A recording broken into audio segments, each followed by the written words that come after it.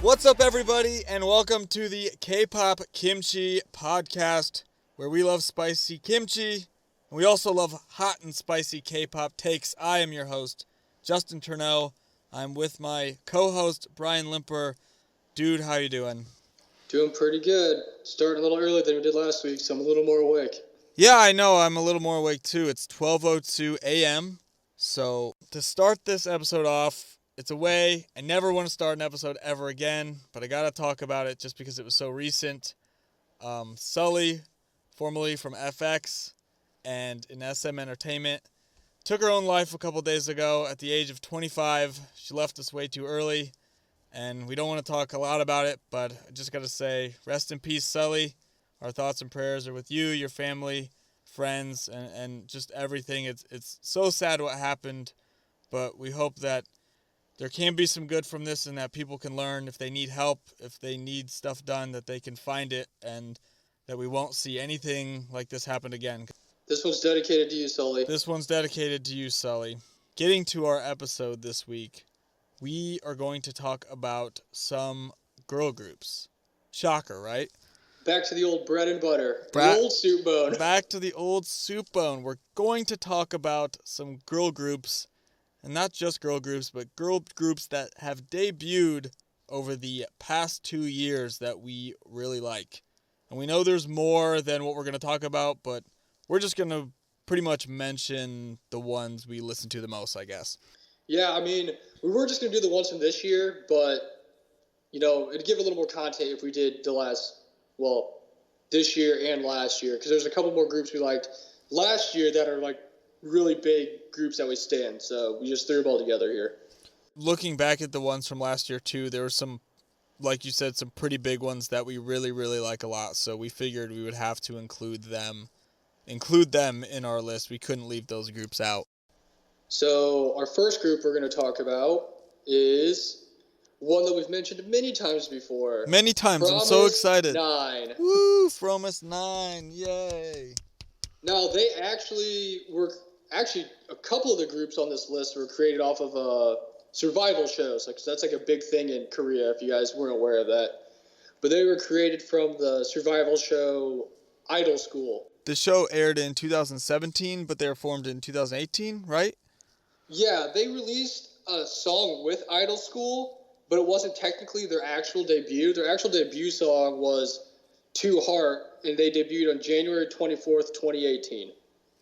And they are, like the name, Fromis 9, a 9-member group with Jisun, Hayoung, Serum, Chaeyoung, Nakyoung, Jiwon, Soyeon, Jian, and Gyuri. I'm sorry for all the terrible pronunciations, but those are the members, and we love each and every one of them so much. Who would you say is your favorite member of Fromis 9? I definitely gotta say my bias in Fromis 9 is Serum, and I saw them on a weekly Idol.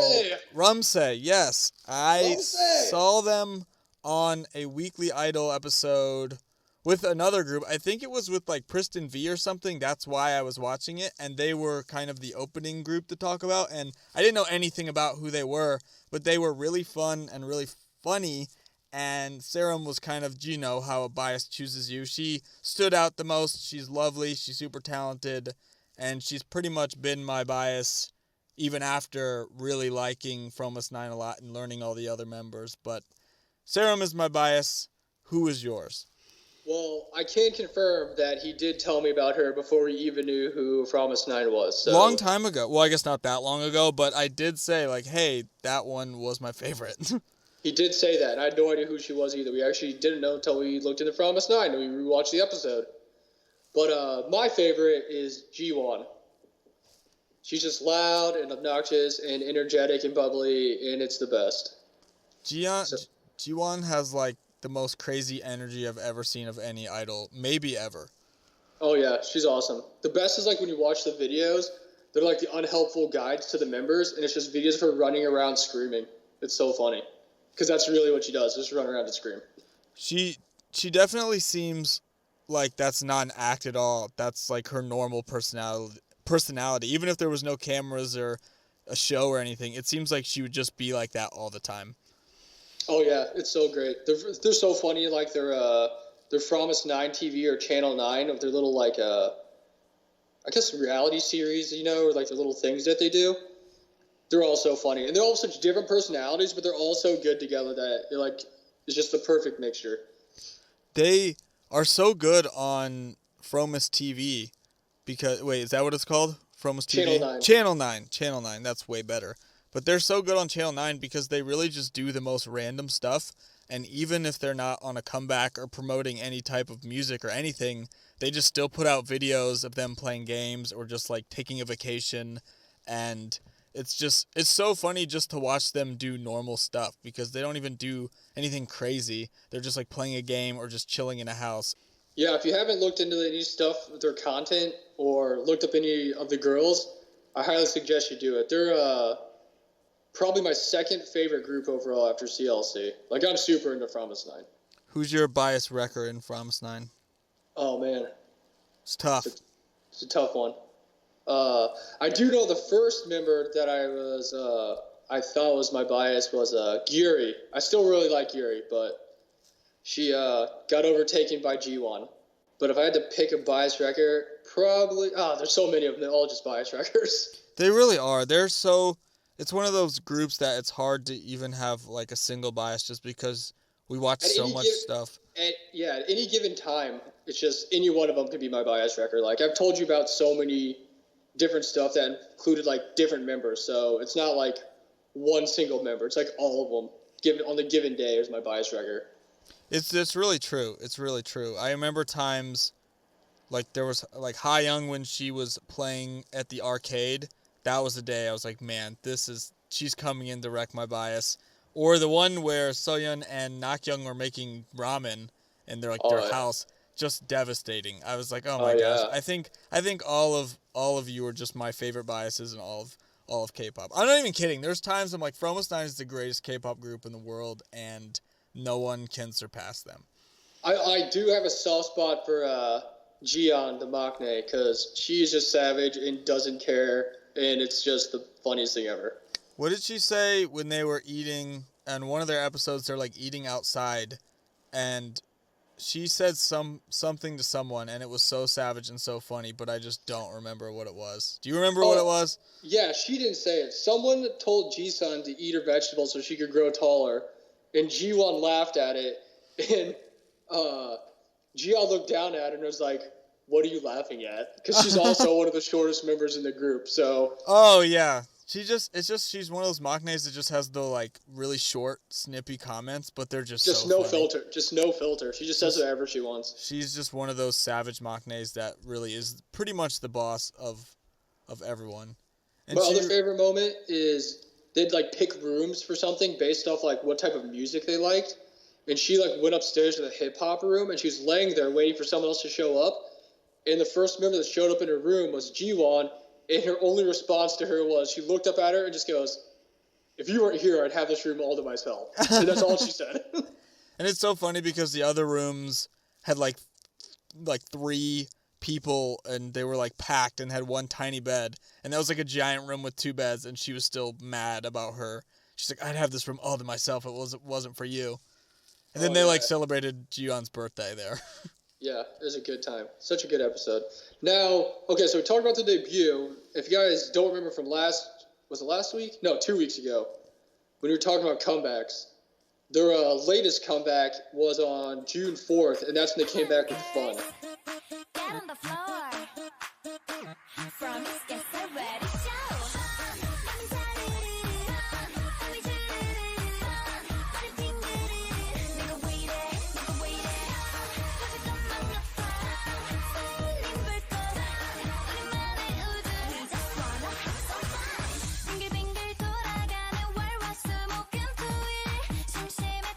Really good song. And it's a really good song. Everyone needs to check out Fun. It really represents Fromus 9 really well, just because they are a fun group, and they really show it in this song. And the music video is so funny. It is. It's hilarious because they pretty much endorse a bunch of brands that are ripping off other brands, and they just put Fromus 9 or something in the brand, and it's so hilarious. It suited them really well. It was really good.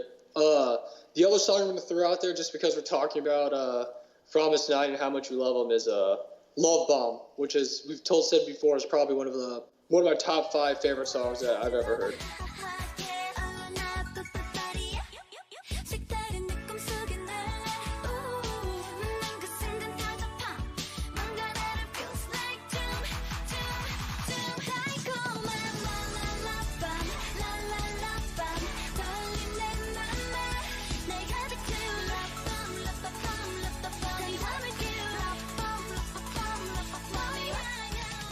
That's an all-time K-pop song right there. That came out last October, so we're a little over a year from when it came out you're right. on October 10th. Exactly. So that's crazy that it came out a little over a year ago, but that song is one of my favorite K-pop songs ever too. That really put Promise 9 on the map for me because I didn't know too much about him before, and I think the first time I saw him, Love Bomb wasn't even out yet. But once they came out with Love Bomb, that was when I was like, okay, I definitely need to start paying attention to this group because this song slaps. I remember I was driving home from playing Magic with my friends one night, and he was like, dude, you need to look up this song right now. And I was like, all right, cool. Because, we sing songs to each other all the time. And as soon as I listened to it, I messaged you back, and it's like, this is the greatest song I've ever heard in my entire life. Well, I remember, it's really funny because I literally remember that day specifically. I was like working out or something, and I kept seeing people post the album art from Love Bomb, and it's like a really cool like heart maze type of thing with all the members in it, and it's just like really artistic, and I was like, I should check this out because it looks cool. And I'd heard Promise 9 before, and like none of their music was like super like caught me. It was good, but it wasn't like blew my mind. And then I listened to Love Bomb, and I was like, holy crap, this is the real deal. Like, I need to stand these guys and figure out everything about them. All the performance stages were top notch. I don't know. It's just a great era. That's like one of my favorite eras, favorite songs, favorite anything from like any K-pop group ever. It's up there with Fancy by Twice. It is. It's definitely one of my all-time favorites. If we ever made an episode about all-time songs that we love forever, Love Bomb by Promise 9 will definitely be on that list. I feel like they should be due for a comeback eventually. I haven't seen any rumors or anything, but they came back in June, so you think maybe they'll try and come out with something in the winter? I feel like they've got to make at least another comeback before the year's over because, I don't know why they wouldn't. They only made one comeback this year, so I don't know what else they'd be doing right now, to be honest with you. Yeah, I'm not really sure. They're one group, too, that they've come to KCON, I think, the last 2 years, right? Yeah, multiple years. So they've come to the United States to perform. I'm just, like, hoping, I don't know, it might be a long shot, but I'm hoping that could mean they could get their own small tour of, like, a few cities. I would sell my soul to go see them live. That would be so... I think if there was any group I could see right now, if I could pick one, because we've already seen Twice, I think I would pick Promise 9, number 1. I think I'd pick Promise 9. That'd be... I don't know if I'd pick them over CLC, but... Yeah, darn, that's true. It's okay, there's like a big tie for first, because I still haven't seen Blackpink either, but Promise 9 is up there. They'd be so fun to see. They would be so fun to see live. If CLC was 1, Promise 9's like 1.1. Like they're like right underneath them. 1A, yeah. CLC would be incredible to see live, too. That'd be so fun. I can only hope that we can get some K-pop shows coming up here that we can go to. Yeah, same. Us.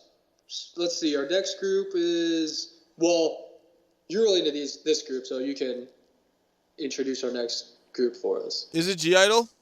Yes. It's Idol. Yeah, but... I've seen so many different things about their name. I'm not even 100% sure, but the Idol, yeah, G silent, whatever. But they debuted on May 2nd, 2018 with La Ta Ta. They are from your favorite, Cube Entertainment.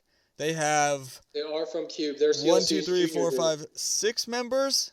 Soyeon, Minnie, Shua, Yuki, Sujin, and Miyun. And La Ta Ta was their debut track, and it was pretty good. I feel like I didn't buy into the hype all the way. What, did I say the name wrong? No, I'm saying it's just funny because I always tell you how I forget Miyun's in the freaking group. Like, if you'd ask me, I'd say there's 5 members. I always forget that she's there. I swear she's just like so quiet all the time, and I forget that she's there too, or like in the videos. I'm like, who's this random person in this video? Yeah, and that's she not a always knock been in on this her group? because she's absolutely gorgeous and really, really talented when you pay attention. But sometimes I just forget she's there. Anyways, what were we saying? Well, I was just saying that when La Ta Ta came out, it was really good, but I don't think I necessarily bought into the hype that it got because it was like blown up when it came out. Oh, I was going to say, I'll be honest with you. That's like the most hyped I've ever seen any song by any group ever. Debut or comeback. Like, I mean, it was like off the charts. Like, everybody thought once they debuted that they were just going to bury CLC and CLC wasn't even going to be a group anymore. I thought that because of what people were saying, and I was like, well, these people on the internet obviously know more than me, so I was like, crap, what does this mean for CLC? I don't want to... Shout out to the Netsons for apparently knowing Dude, they're everything. terrible. Well, not all, forget those people. Be nice. But anyway, yeah, because that was when CLC wasn't doing anything either, so I was like, crap, Cube debuted Idol, they're going to just like crush everyone now, and CLC's going to disband. I honestly thought they were going to disband. That's what everybody thought. They thought it was over. Like, they thought it was like, this is like Game 7 of the NBA Finals. And it's just a 100-point blowout. Like, there's no coming back from it. I was really nervous for it, but I will say La Ta Ta was still really good. They've had some other songs too that have been, pretty solid, but their latest comeback, was probably my favorite song that they put out so far.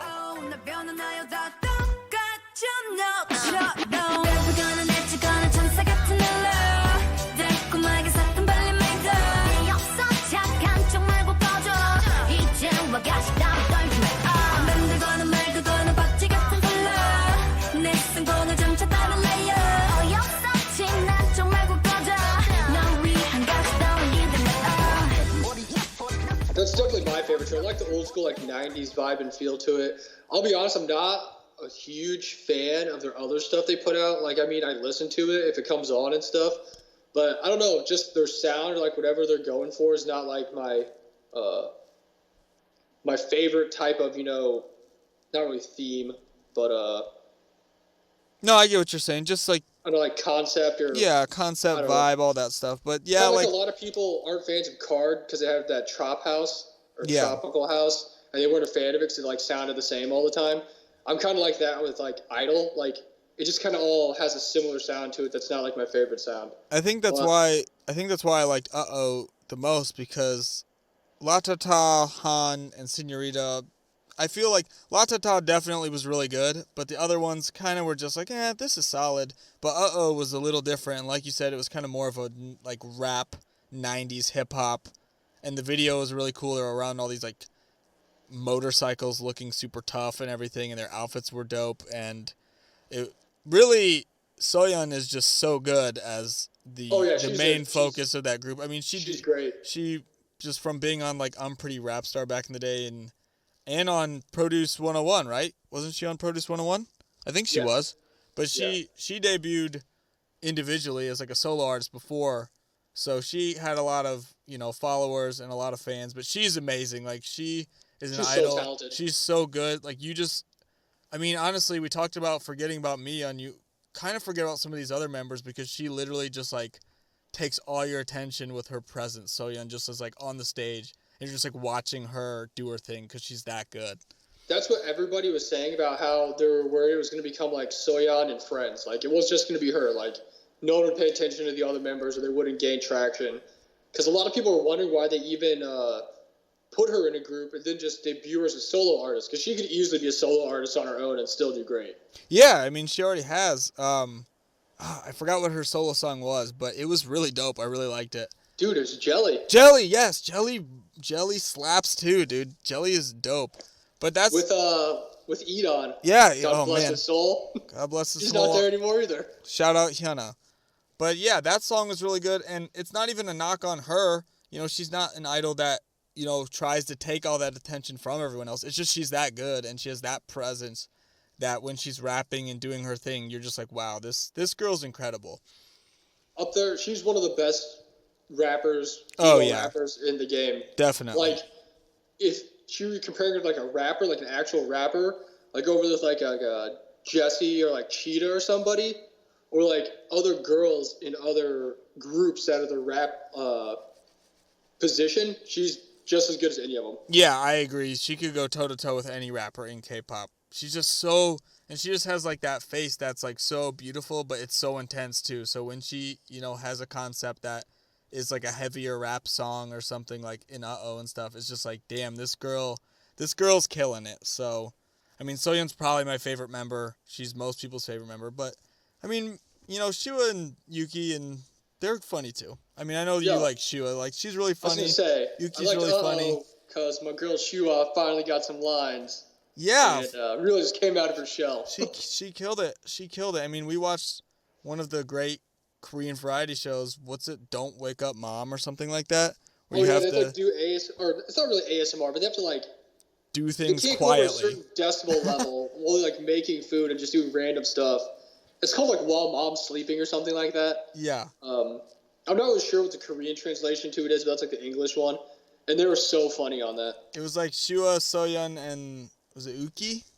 I think so. Yeah. And they had to make like a whole chicken and like boil it. Into like a ramen. Literally like an impossible task to do quietly, and they had to do it. But that was when I was like, wow, like Yuki, Shua, they're really funny too, and they're, obviously like great members of this group.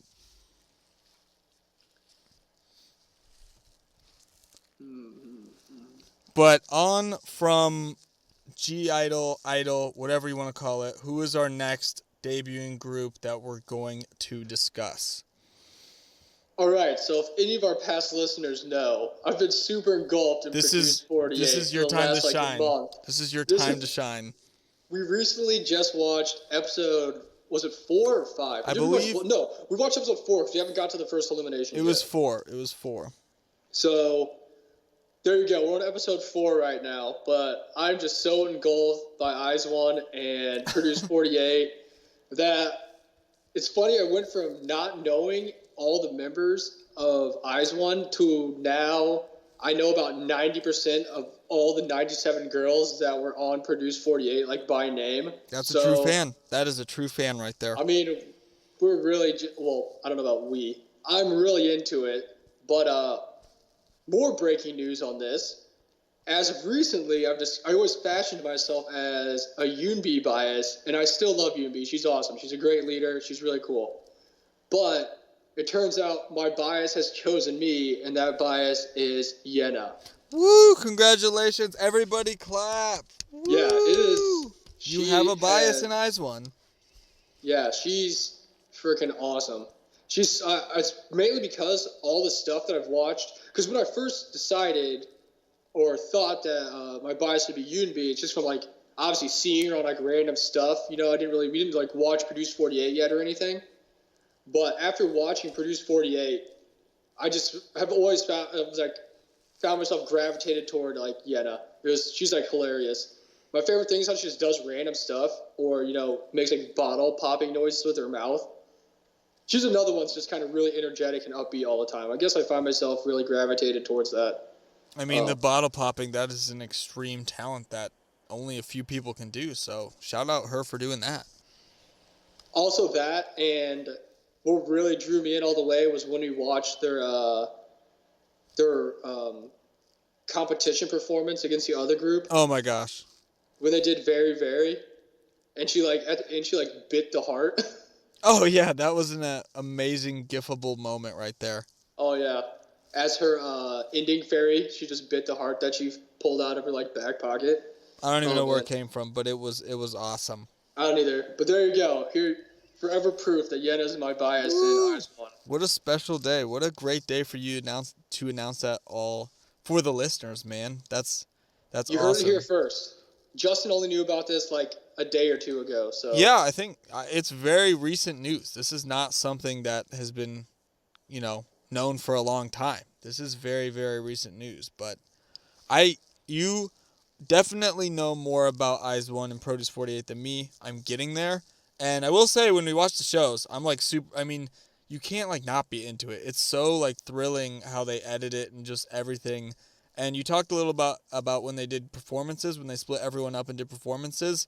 I'm pretty sure each group that did a performance could have like debuted as their own individual group, and I would have loved so them. good. They were all so good, and they make them look so terrible in the show, and they're like crying and falling over and like can't even do anything, and then they do the performance, and you're like, wow, why is this not a debuting group that's like so popular here? Yeah, I don't know. It's wild. They literally make them seem like hot trash. Like, oh, they can't sing or dance, or you're never going to be able to debut if you keep doing stuff like that. And then I have no idea what the time lapse is between practicing and actually going on the stage to perform. But every single one of the groups based on that performance, could have just debuted and like been a group. I think so. I think so. I mean, and that's even including a ton of girls that eventually get eliminated, but I thought they were all so good. Oh, I did too. I'm like, wow. I really thought that it's bad when the worst part of all the performances was Jury's like voice cracking, trying to hit that high note, and she still debuted in another group and is doing great. She was already debuted in Fromus 9, and she went on to Produce 48, and yeah, she missed a note in Peekaboo, which it wasn't perfect, but it was still good, but she still killed it the rest of the way, and it was such a good performance. I didn't even know, I guess because the fans voted, I couldn't even have picked one group to win over the other because they were all just so good. Also, shout out to all the stylists on that show because they made them all look so good. Like, all their outfits were on point, their makeup looked great, their hair looked great. Man. They're just beautiful, pretty much just beautiful people everywhere because there are so many of them, but they're all just lovely, very talented people. But, I was going to say, I think, like you said, how you gravitate toward the idols. I think for me so far, after watching it so far, has been Minju, who's, low-key, maybe not the most talented, but she's absolutely gorgeous, so I think she caught my eye right away. Haiwan, too, is another one that's just like a very, very pretty person. So I think so far, those are kind of my two runnings for my Eyes One bias so far. Okay, that's perfect. So I was just going to ask you who your bias was or if you had one yet. Oh, yeah, I definitely think, it was Minju at first and then Haiwan, so I think it's definitely between them two so far. But I was looking up some research about just Eyes One, and I was reading something about Yoonbi, and it says she was in a group before. She, did debut in a group called, Yeah. I've never heard of them. I don't even know how long they lasted.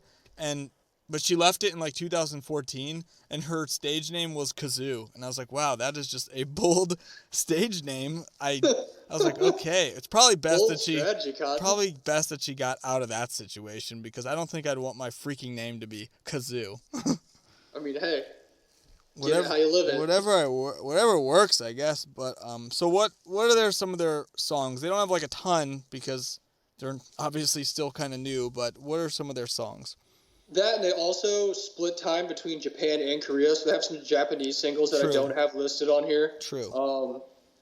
But their debut song was La Vie en Rose.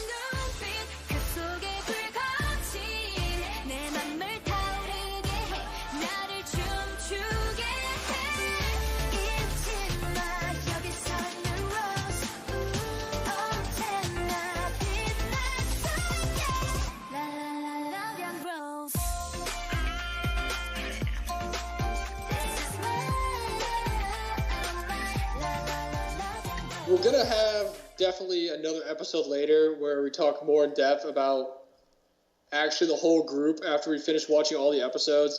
Because there's a lot of personal drama attached to this song that I feel like maybe not give them a fair shake of how good they actually were and appreciating it when it came out. Because we actually were listening to it when it came out.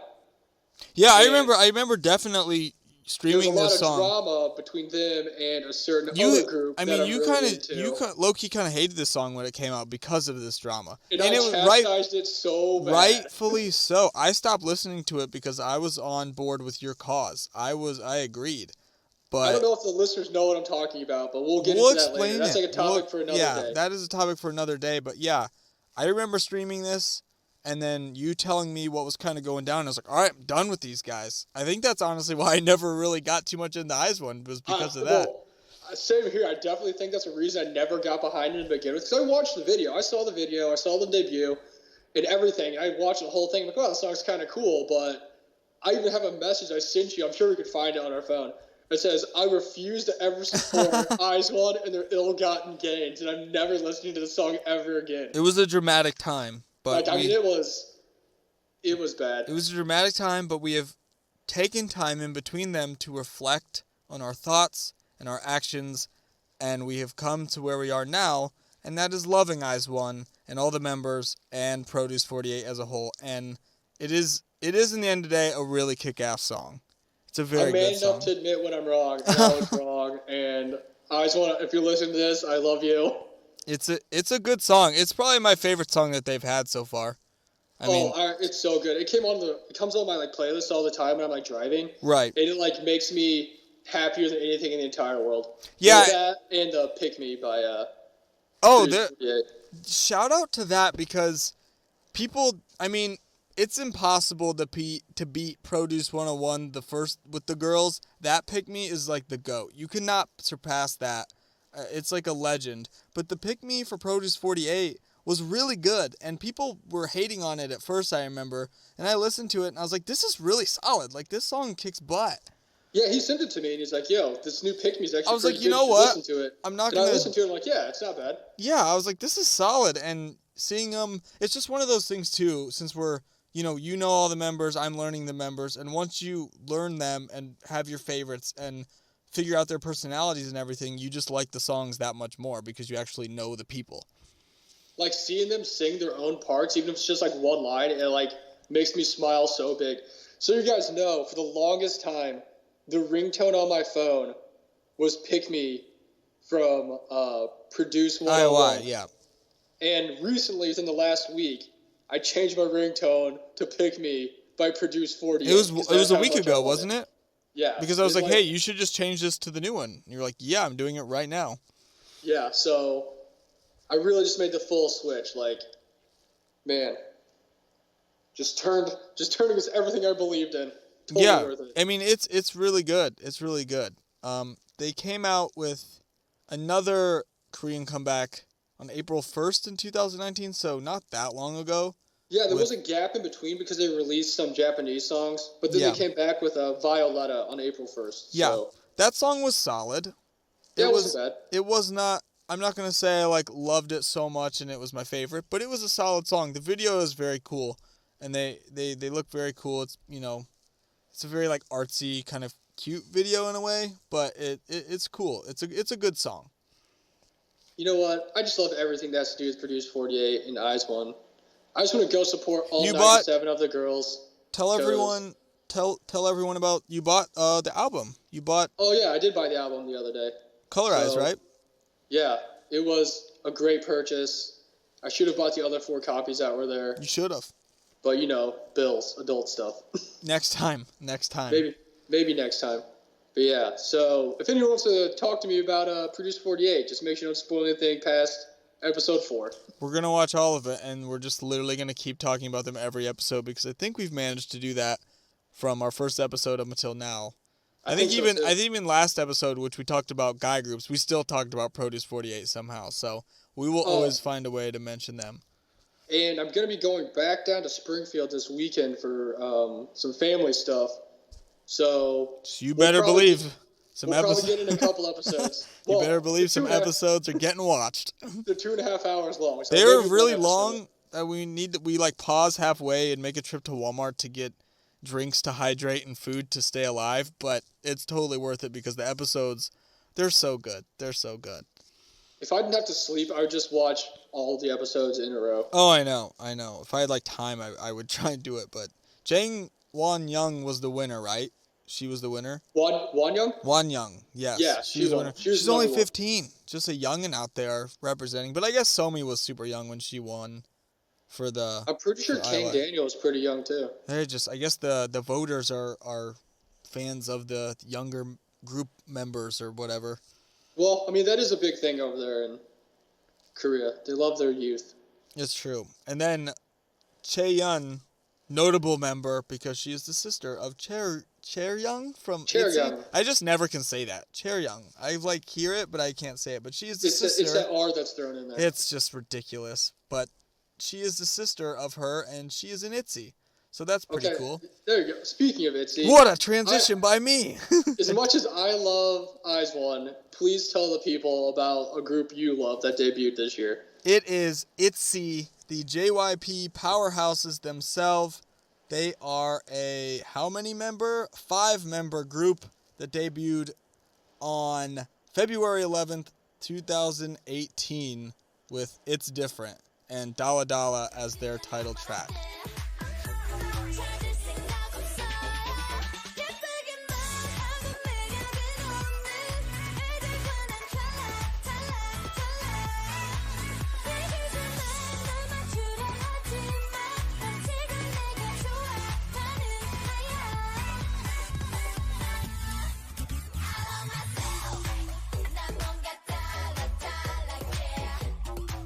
And it is so good. Oh, it was amazing. It is incredible. Go all out and talk about it. You tried to sneak it into the comeback episode. I know I didn't know the rules, chance. but I didn't know what to expect from JYP and what he was going to go with here, because obviously we had Twice. So I was pretty much thinking we might just get a Twice with less members, because Twice is obviously so successful, and he's maybe just trying to replicate that and, you know, maybe just have some younger members to try and get a younger audience. I don't really know, but I didn't know what to expect. And then the teasers came out for Dalla Dalla, and it just looked so cool. And then once the song finally came out, it was even completely different than what I thought it was going to be, but I was just like hooked right away.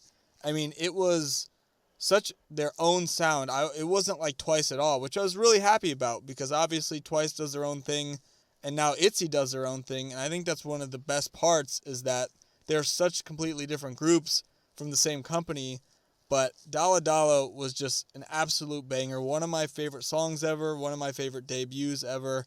And I've been a really big fan of them literally since they've debuted. Like, this isn't one that we learned about later.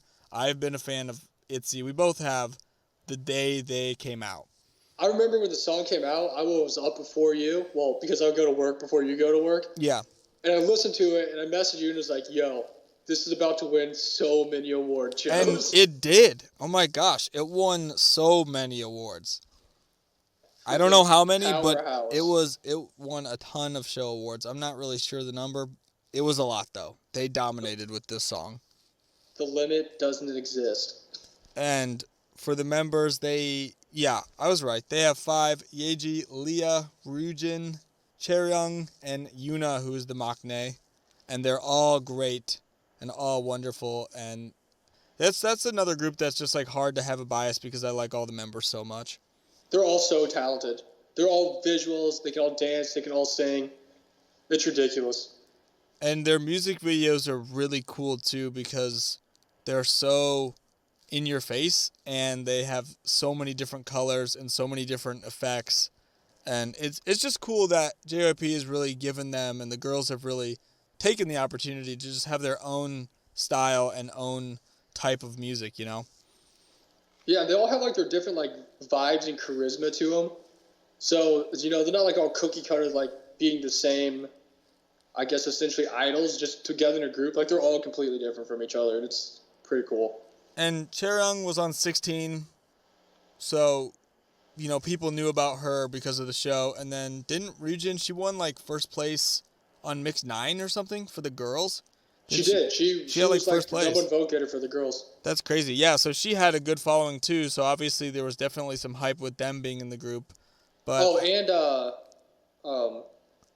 also been known as just like JYP's like secret weapon, like his like just secret project he's been having done in the dungeon that they're just waiting for, you know, her to debut, and everyone's just like anticipating it. And I mean, she's been killing it too. She's got to be, to me anyway, she's one of the best dancers, I think, in guy or girl groups right now. I mean, she's just absolutely, she just kills it when she dances, and she's such a good performer, such a beautiful human being, just like all of them are. But they're just so fun. I think I'd probably call her my bias. I really like Yuna too. She was like initially my bias was Yuna with the teaser and her little part that she does in Dalla Dalla. That's like the best. But I think Yuna and Yeji probably my biases right now in ITZY so far. I'd definitely say my bias is Leah. Yeah. Leah's awesome, man. She's so good. She's such a good singer. Oh, she's so beautiful and she's so talented. I think she's kind of underrated compared to the other members because the other members are kind of, like, really well known as being, like, really good dancers or really good vocalists.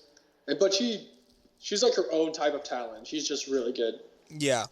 I think she fits in with the group really well, too. She's kind of more soft-spoken, but she's really funny. And like I said I love her smile. She's just, like, such a nice... She just looks like she'd be so nice, like... Just literally come up to come up to you and be like, hey, I hope you're having a good day. Like, is anything wrong? Do you want to talk about it? Like, she'd be such a great therapist because she just has that vibe. And she's just, like, so nice and kind and only wants the best for everyone. But they actually came back. ITZY came back in July, a week after we saw Twice, actually, on July 29th with It's Icy. And Icy was the title track of that comeback album.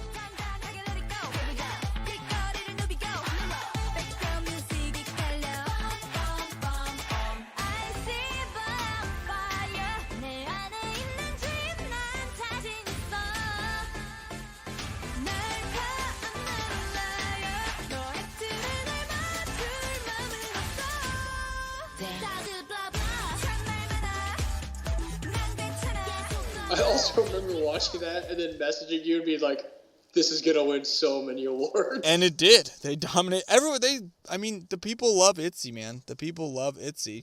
They've been killing it since their debut.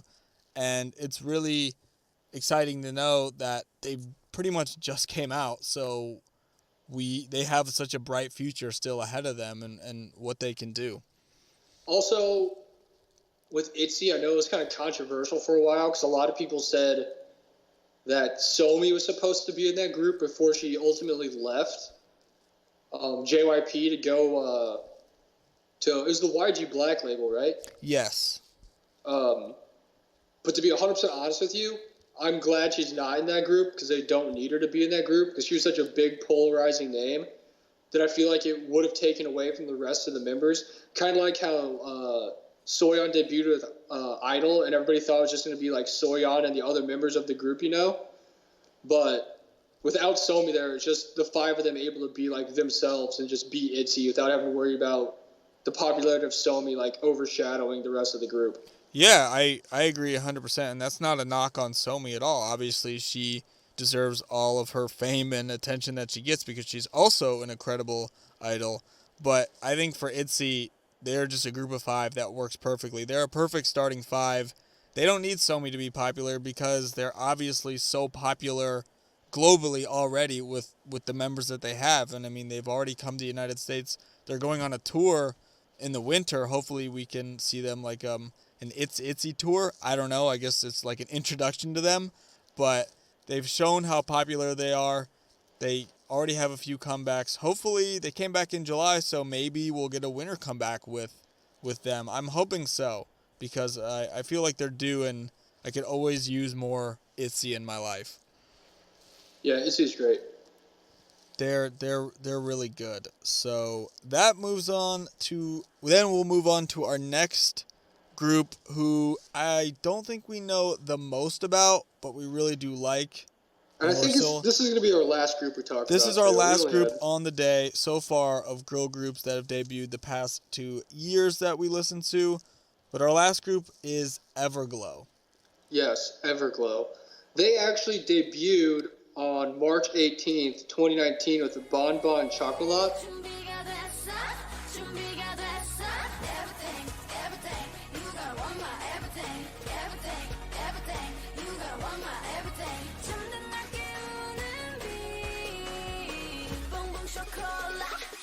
To the sky.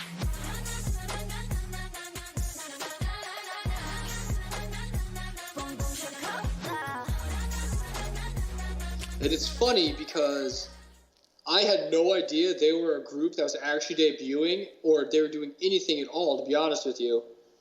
And the only way I found out about them was by all the fan accounts blowing them up, saying that we should stan Everglow, or like people are sleeping on Everglow. And I'm like, who is this Everglow people?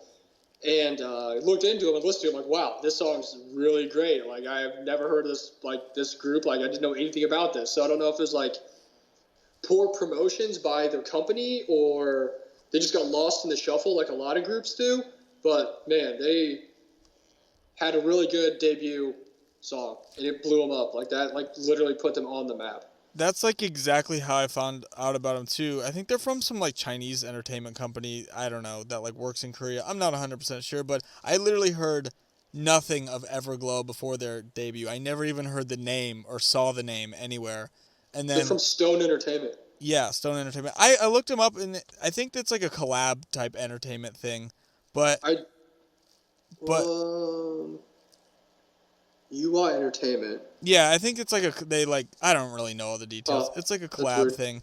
But I like I said, I had no idea who any of the people. I do know, for all those people interested, full circle, that Sayan and Yurin both were with Yena in Produce 48. Like, that was a Stone Entertainment group of girls that went to be trainees on Produce 48. yes. And Yena got chosen to be in Eyes One, where the other two members got eliminated in the second to last eliminations, and they ultimately ended up being in the group Everglow. So it worked out for both of them. I think it was a win-win for both situations. I just think it was funny because Si-hyun got 27th place, and then Yurin got 28th place. So they literally finished like right by each other too.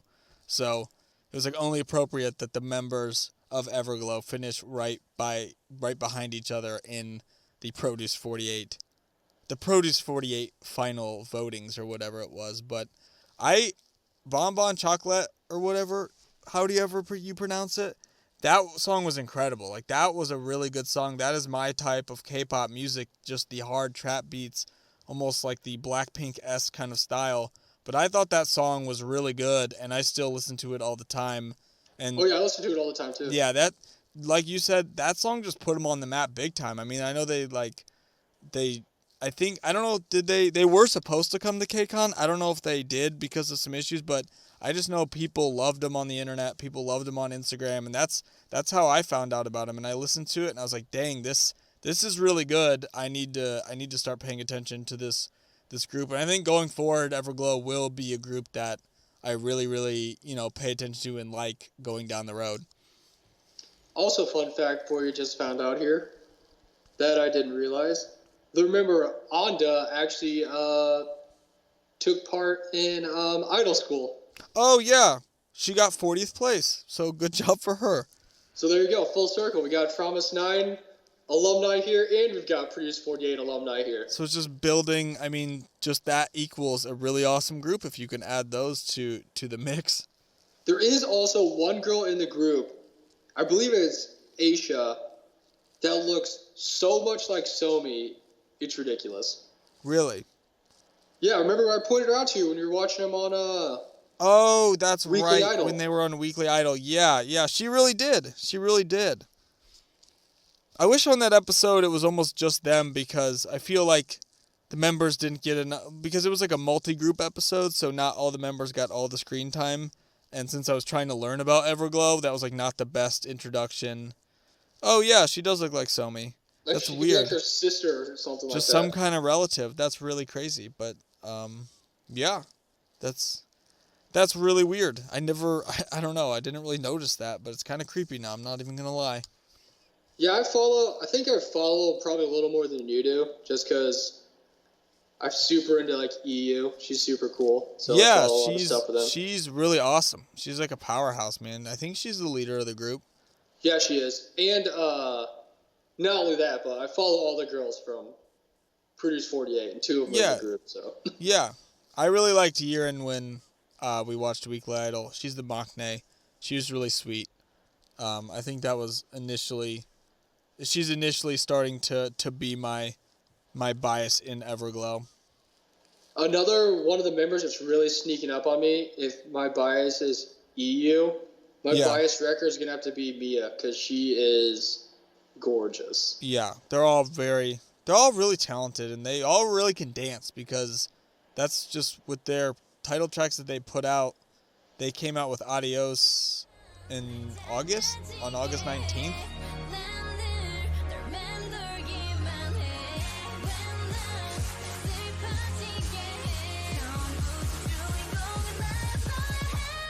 Goodbye, ever adios. What? Goodbye, ever adios. Yeah. Goodbye, ever adios. Goodbye, ever adios.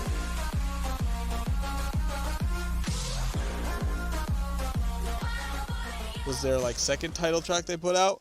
They're both kind of like heavier rap songs, so they need a lot of dancing, and these girls just kill it when they perform. Oh, they can dance. Yeah, they're really They good. all can dance. They're really good. I mean, they've obviously been trained super well, because they're so talented when it comes to performing.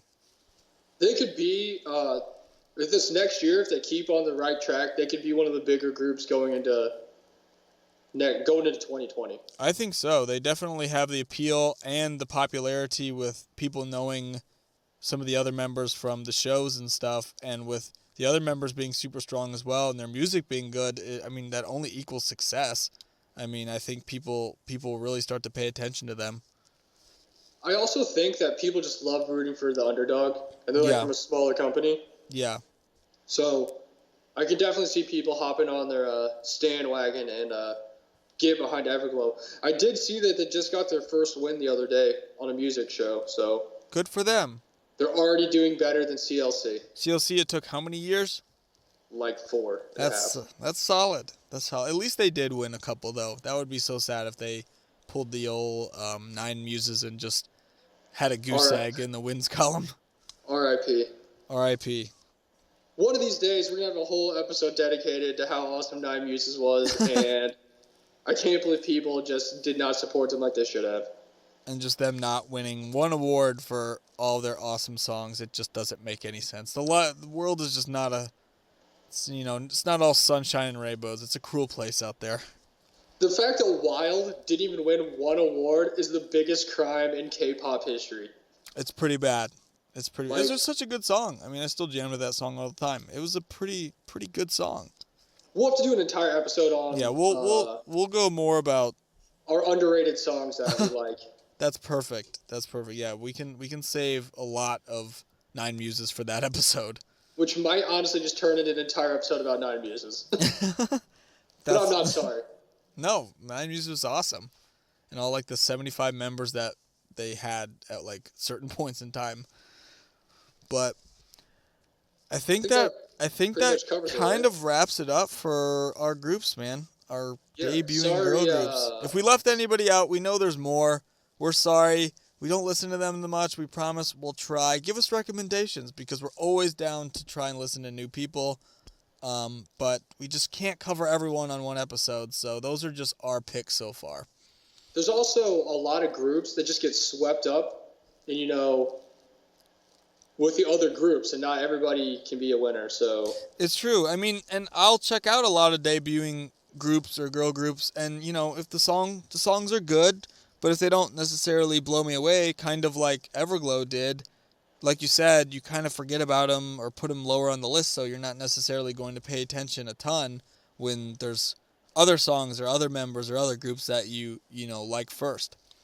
like, chances are we've actually listened to the girl groups you probably are going to recommend to us, and they just weren't as good as the other ones. Yeah, maybe just not our favorite, but who knows? Maybe down the line they'll have a song, or because I know Froma's 9 initially, that music wasn't necessarily my favorite. It wasn't really until Love Bomb, but after Love Bomb, hey, they're one of my favorite groups in all of K-pop.